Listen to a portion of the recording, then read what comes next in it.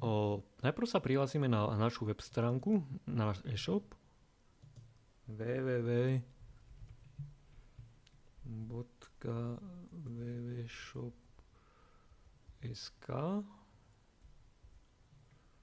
/vp login php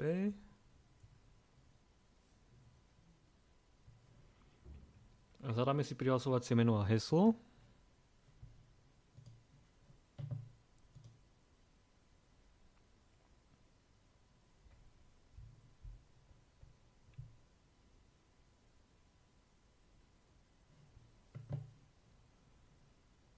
V časti WooCommerce produkty dáme pridať produkt.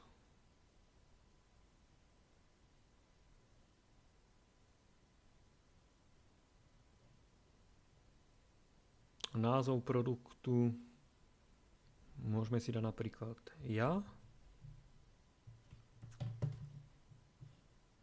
Dáme si krátky opis. Prípadne môžeme vybrať hneď na začiatku obrázok produktu, ktorý si načítame v galérii. Stačí nahrať súbor, označiť súbory. Máme to stiahnuté napríklad downloads, tak si dáme tento, aj keď už tam raz máme, tak pre ilustráciu. Obrázok sa nám načítava. Dáme si nastaviť obrázok produktu, aby sme vedeli, o čom to bude. Preto sme si dali aj názov ja. Dáme krátky opis súboru. Dáme 2 razy opis súboru. Jeden je taký dlhší a druhý je taký krátky popis produktu. Rozdiel si ukážeme neskôr. Takže dáme si krátky opis produktu. Moje ja vyjadruje moje pocity napríklad. Aby sme videli rozdiel, tak si dáme napríklad toto som ja,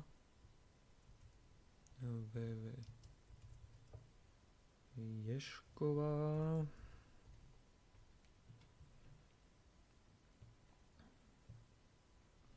A teraz ideme normálna cena, cena po zľave. Toto by bolo, keby sme mali jeden produkt. Sklad neriešime, doprava. Nastavili sme si 2 poštové triedy, pošta a osobný odber.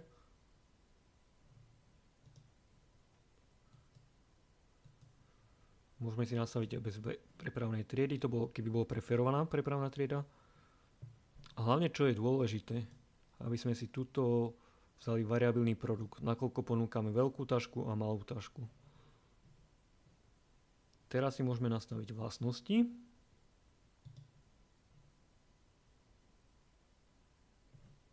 Pridať, nakoľko máme malú tašku, veľkú tašku. Budú sa používať pri variantoch. Tu dáme veľkosť.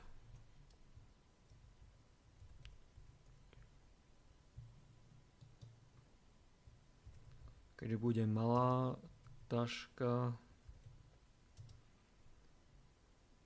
produkty oddelíme takouto čiarkou.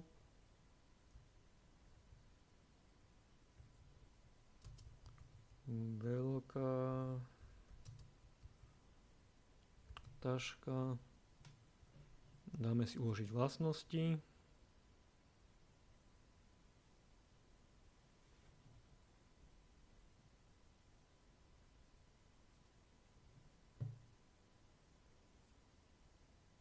Teraz si nastavíme varianty. Údaj o produkte, variabilný produkt, pridať variant. Vytvoríme varianty zo všetkých vlastností, vykonať, OK. Boli pridané 2 varianty, to je tá malá taška, veľká taška.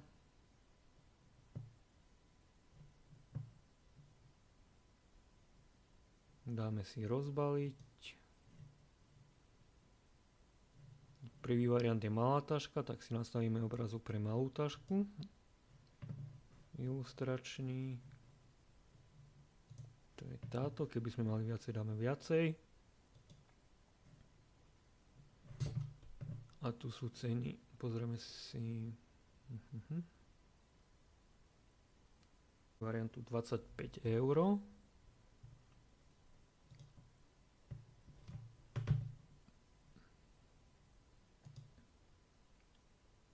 Výška bude 19.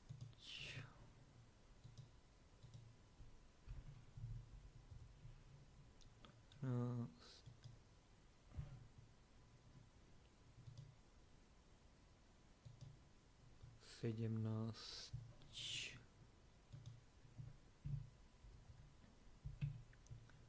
a 4.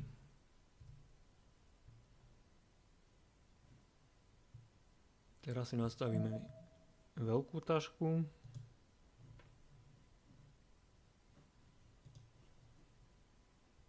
Nastaviť obrázok. Veľká taška bude mať cenu 35 €.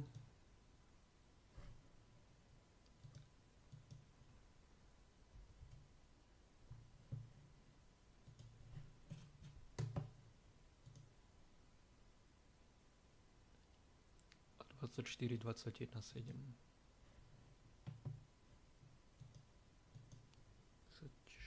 24, 21,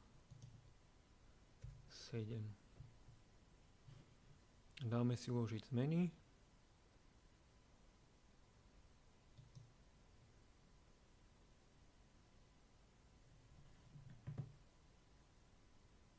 A môžeme sa pozrieť, ako to vyzerá v konečnom dôsledku. Ešte treba uložiť. Moment. Dáme publikovať produkt.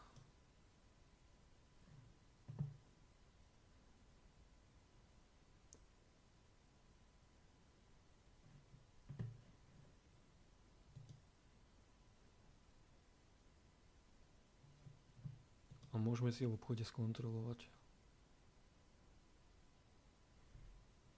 Vidíme, že máme cenu 25,35, dáme si výber možností.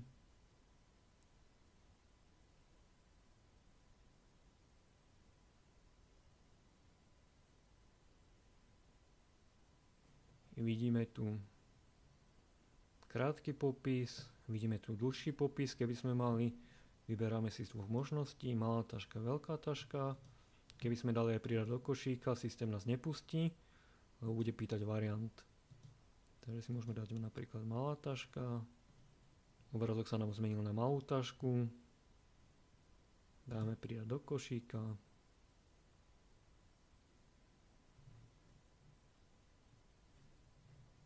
Zobrazíme košík.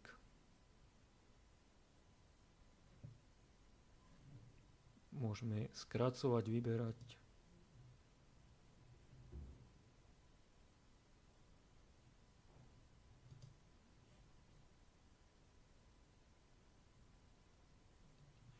Dole sa nám niekde zobrazí doprava, doručenie poštou je 2 €, na konci nám to nepripočítal, keď dáme osobný odber, tak zobrazí klasickú cenu, dáme si aktualizovať košík,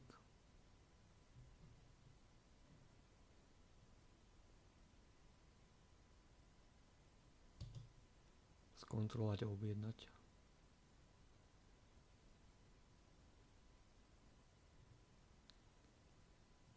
Môžeme vyplniť.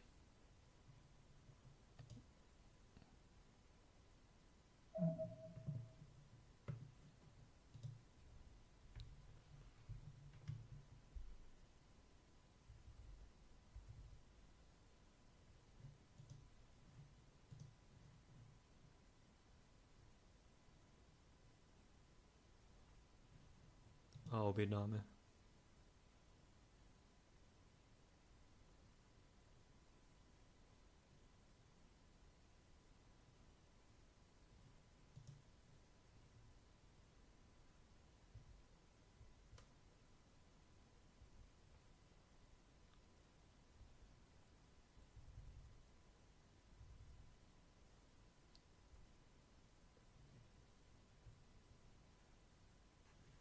Objednať s povinnosťou platby.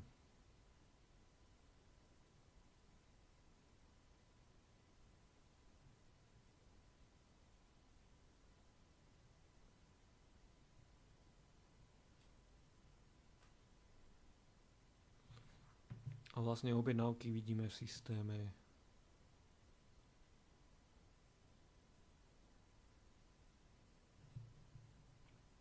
WooCommerce objednávky.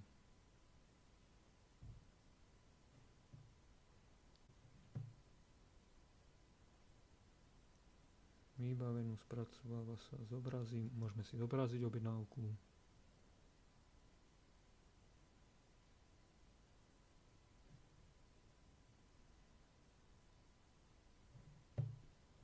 Vidíme, čo zákazník poslal.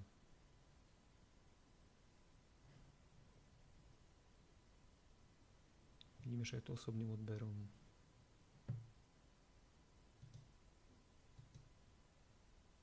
A tak ďalej, tak ďalej.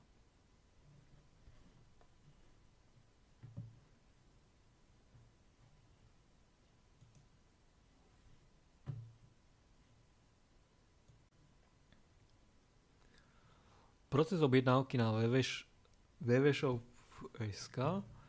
Takže chytím, dám si www.shop.sk. Toto je to, čo vidí obyčajný človek. Dám si do obchodu, vyberiem si tovar, vyberiem si variant tovaru, pridám do košíka, zobrazím si košík, skontrolujem a objednám. Milan Majtán.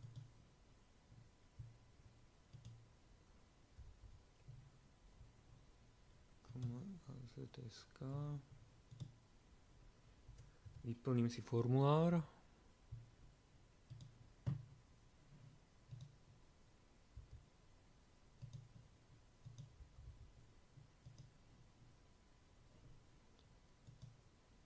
Objednám si.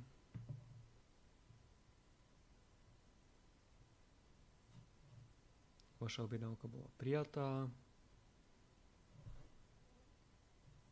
A vlastne za chvíľku v e-mailoch mi prišla nová objednávka. To je vlastne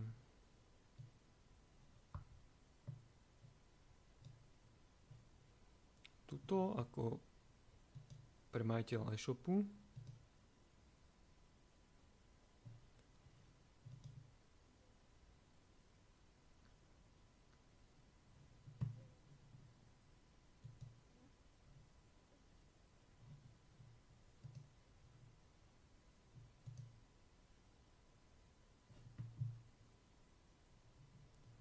A vlastne mi príde o pozastavení, platba o pozastavení. To je vlastne objednávka, že bola prijatá, toto príde tebe a toto príde tomu zákazníkovi. A vlastne tým, že v tých nastaveniach www.shop WooCommerce objednávky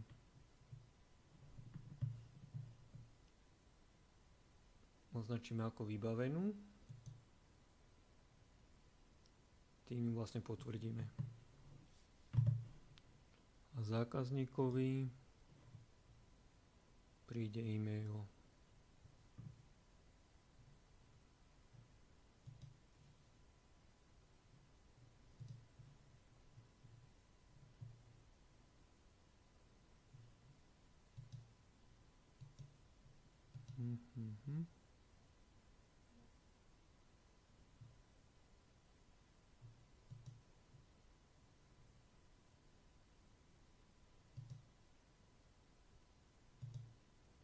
Akurát nám prišiel, chvíľučko to trvá.